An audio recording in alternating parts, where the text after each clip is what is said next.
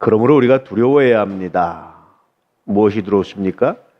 구원의 약속이 있다 할지라도 실제로 구원받지 못할까 두려워해야 합니다. 그런 뜻입니다. 이 말씀은 굉장히 많은 논란과 논쟁을 불러일으키는 말씀이에요. 우리가 구원의 확신을 갖고 믿음 가운데 있는데 그 구원이 변경될 수 있느냐. 이런 논란이 신학적으로 많이 있어요. 근데 그 논란이 사실 오늘 말씀을 자세히 읽어보면 잘못된 논란인 것을 알 수가 있어요. 정말 구원의 확신이 있었느냐라는 겁니다. 우리가 구원은 뭐로 받습니까? 믿음으로 받습니다. 진실로 진실로 너에게 이르노니 믿는 자는 무엇을 가졌나니 영생을 가졌나니 이미 구원 받았다라고 말하고 있어요. 과거형으로 말하고 있어요. 그러면 구원 받았는데 그 구원이 취소될 수 있느냐라는 겁니다. 그건 취소될 수가 없습니다. 근데 오늘 말씀에 그럼 뭐냐라는 거죠. 그래서 3장 19절 보면 이로 보건대 그들이 믿지 아니함으로 능히 들어가지 못한 것이라. 다시 말하면 정말 참된 믿음을 갖고 있고 참된 믿음으로 구원받았다고 하면 그것은 변경될 수 없습니다. 그런데 그들은 믿지 않았습니다. 믿지 않았는데 믿었다고 착각을 한 겁니다. 그래서 우리가 두려워해야 된다는 것은 뭐냐면 우리도 믿지 않는데 믿는다고 착각하고 있지는 않는지 우리도 두려워해야 합니다. 그럼 믿지 않는데 믿는다고 착각한 것을 무엇으로 알 수 있습니까? 라고 말할 때 순종하지 아니하던 자들, 순종이냐 아니냐가 굉장히 중요한 갈림길입니다. 이런 고백이에요. 좀 더 좀 설명을 해드리면 이스라엘 백성들이 출애굽하면서 홍해를 가른 사건은 바울은 뭐로 표현을 하죠? 세례받은 사건으로 표현을 해요. 양쪽에 물벽이 있고 위에 구름이 있었습니다. 그러니까 완전히 물속에 잠긴 침례의 사건으로 해석을 합니다. 그래서 침례받고 난 사람들이 광야 생활을 주로 어떻게 해석하냐면 교회 생활로 해석하는 경우들이 굉장히 많아요. 그러니까 잘 보세요, 여러분. 이제 죄악 가운데서 건져내서 침례를 받고 교회 생활을 하는데 광야 생활을 하는데 이 교회 생활 중에 불순종하고 파당을 짓고 대항을 했단 말이에요. 이런 사람들을 하나님이 땅을 입을 벌려서 덮으셨어요. 고라 자손들 특히 중심으로.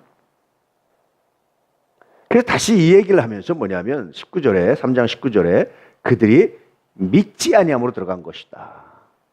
또 다른 말로 그들이 믿지 아니함으로 불순종한 것이다. 또 다른 말로 하면 그들이 믿지 아니함으로 파당을 지은 것이다. 또 다른 말로 하면 그들이 믿지 아니함으로 하나님이 세우신 종 모세의 말에 불순종한 것이다. 하나님을 믿지 아니므로.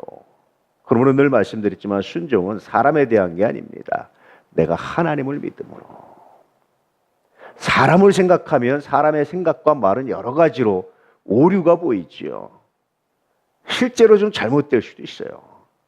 그런데 내가 하나님을 믿음으로 내가 순종합니다라고 말할 때 하나님은 그 잘못까지도 선용하시고 아름답게 하셔서 순종의 열매를 나타내십니다. 그러므로 사람의 말이 옳고 사람의 말이 온전하다고 말하는 게 아니에요. 성서는 하나님을 믿고 하나님을 믿는다는 것은 하나님이 나의 권위자로 세우시고 하나님이 나의 지도자로 세우시고 하나님이 나의 선생으로 세우셨으면 내가 그 하나님을 믿고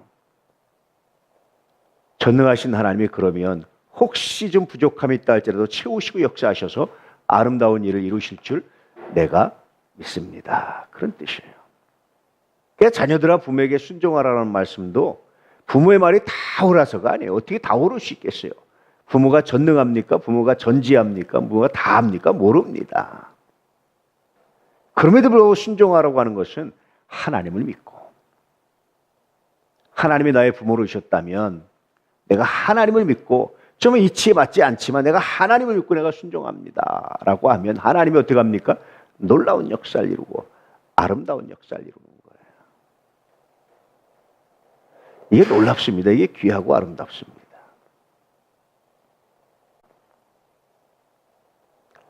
순종이 뭔지 종종 생각을 해요. 그리고 순종하는 것이 결코 쉽지 않다는 것도 늘 생각을 합니다. 또 누군가 내 말에 순종한다는 것이 얼마나 큰 부담인지 여러분이 부담을 아십니까? 얼마나 큰 부담인지. 왜냐하면 누군가 내 말에 순종한다는 것은 그 순종에 책임을 져야 되는데 사건이 그때부터 남았어요. 그 순종을 아름답게 해야 된다는 이 책임이, 의무가 그때부터 남았어요. 그래서 그때부터 기도하는 거예요. 아이러니하게도 여러분, 저는요 불순종할 때 마음 편해요. 내가 책임질 것이 없거든요. 이제는 더 이상 내가 더 이상 그거 가지고 기도할 것이 없거든요. 더 이상 그거 가지고 마음 아파할 것이 없거든요. 이게 하나님이 하시게 놔두면 되는 거거든요. 그때가 정말 편해요, 여러분. 내 목사가 우리 교인들이 복을 받게 하고 싶고 제대로 하게 싶으면 그것 때문에 마음 아픈 거지, 인간적으로는 굉장히 편해요. 근데 순종했을 때 정말 여러분 그때부터 이제 기도입니다. 하나님이 이루시고 하나님이 역사하십시오. 이것이 하나님의 역사임을 알게 해주십시오. 기도하는 거예요. 이런 마음을 아실지 모르겠습니다, 여러분. 부모도 그래요. 진짜 순종을 생각하면요, 자녀가 순종해 주는 것이 부담입니다. 자녀가 잘 되길 바라서 순종하길 바라지만 순종하는 것이 부담이에요.